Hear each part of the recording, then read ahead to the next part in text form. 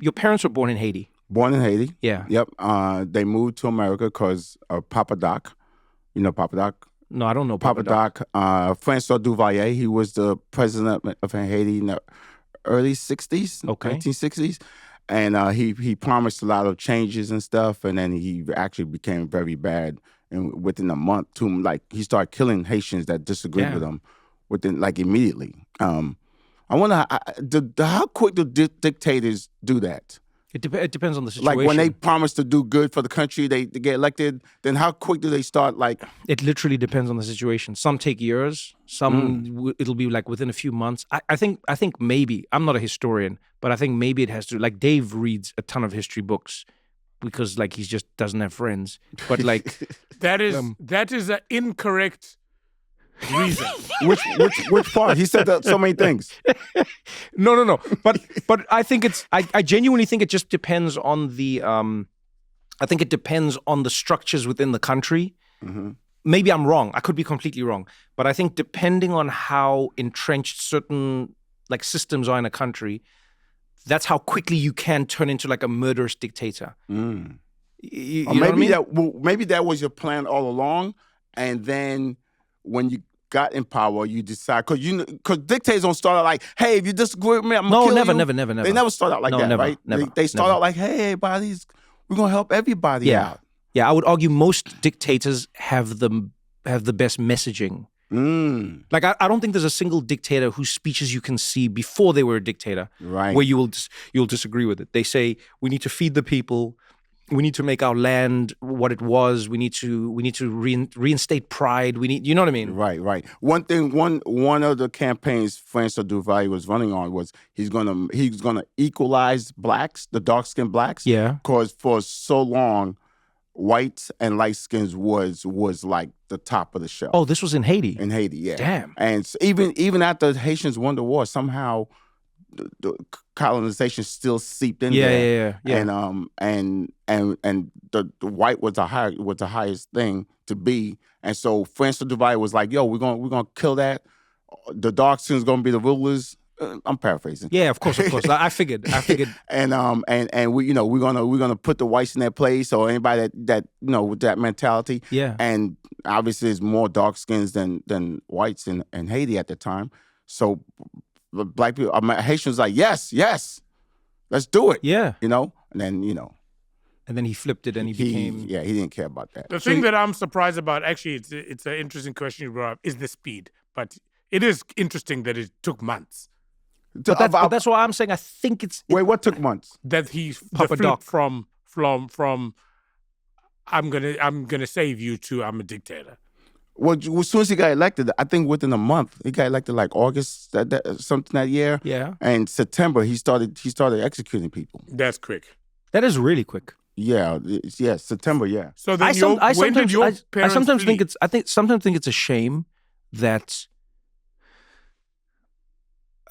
I'm going to try and phrase this as delicately and eloquently as I possibly can. You should give it to us raw and then rephrase it. Oh, okay, cool. Okay, I'll do it that way. I sometimes wish that dictators and evil people, I wish we could use them for good because they're very efficient. Yeah. Do you know what I mean? Yeah. Like Papa Doc comes into power and just starts killing people. He doesn't go man, I want to kill people, but it's so hard, and there's so many things I got to get right. And I think of apartheid in South Africa. When you look at what the apartheid government did in the country, it's pretty amazing.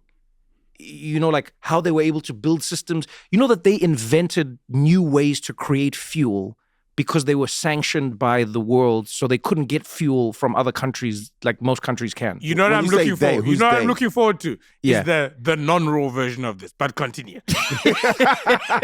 No. But you get what I'm saying? Who's the they? The white apartheid government. White, okay. Yeah. So there were sanctions. There were sanctions on South Africa. Otherwise, we won't do business with you. Yeah. So they figure out. Well, we'll figure out how to. Yeah, they were like, it's fine. We'll keep the racism going. Mm-hmm. And we'll just figure out our own thing. And they developed new ways. One of the most impressive was they found a way to make fuel from coal. So what's that phrase? Pressure creates. Pressure creates Something creates you to be like when you're up against the wall. Is it pressure or is it necessity is the mother of invention? I don't know. I've never heard a pressure one. Is there a pressure one? When you, it's almost like a pressure cooker, and it figures out how to cook. I don't know that one. I think you just thought of like coal and diamonds. Oh no, it is a phrase like. Oh yeah. That I know of, but I can't think of like a on the pressure diamond. So you guys made diamonds. Racist diamonds. They made very, very good racist diamonds. Yeah, out of lemons. So what I'm saying, lemonade. Yes, if life gives you lemons, say something racist and make lemonade. No, so what I mean in like in the non-raw version is this. I wish we could harness the determination that evil people have in the world to do good things, because they never seem to be blocked by the things that, like, quote unquote, good people are blocked by. That's the same thing with naughty children, so to speak. You know, if you legitimate, when you like, if you use all the energy you're using on the bad thing to the naughty child on a good thing, it would, the parents say that all the time. I hear you, but there it's different because, like, being naughty is actually easier than being good. It is? Yeah, it's way easier. So when I was a kid, if they go do your homework versus go play outside in the mud, playing outside in the mud is easy. Okay. I thought there's other naughty things that's easy. Like, don't put your hand in the fire. Don't put the fork into the electric outlet. These are dangers. These are not this is the difference between naughty and dangerous. There's a complete difference here. No. So what I'm saying is like I know what you're saying. Yeah, so naughty kids, they're sort of choosing the easy way out. I can say this as a kid who was naughty. I was going, this is more fun and it was easy. Yes, that's true. What I'm talking about with the adults is, it is very difficult to do like the evil things. Yes, it's actually quite difficult. When you think of the systems that the Nazis set up, you're like, man, this was so intense.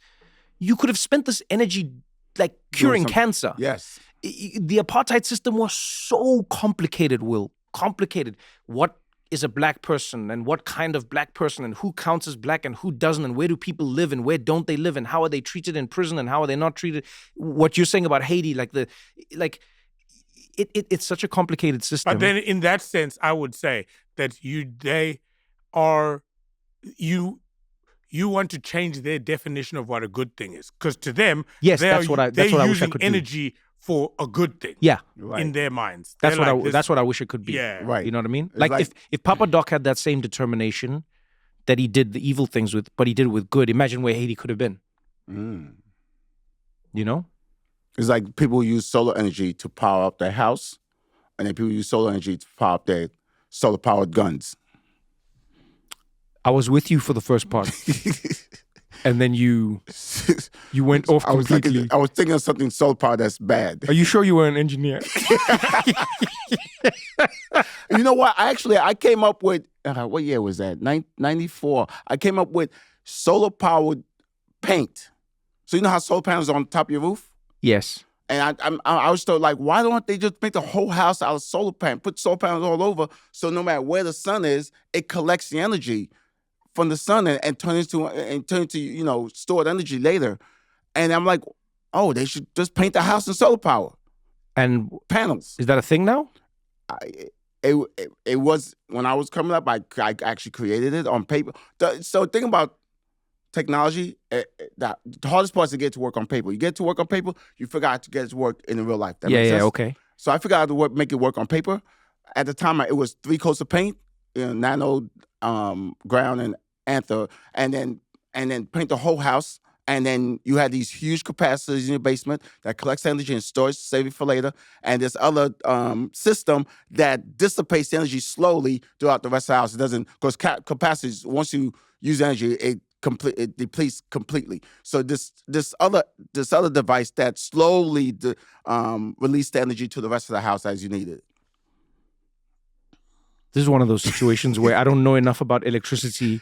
Well, actually, there's a company to now. be able to call you or there's not. There's a company now. You could be completely bullshitting me right now, and I don't know. No, you could be. And if you've done it, well done. Right. So congratulations to you, Will. I've been talking about it in podcasts and radio shows, blah, blah, blah, for a long time. Then I found out there's a company in Australia, 2014, they started developing a solar power paint. Did you reach out to them and tell them that they stole your idea? No, I didn't. I didn't have the money to patent it, so I couldn't afford the patent at the time.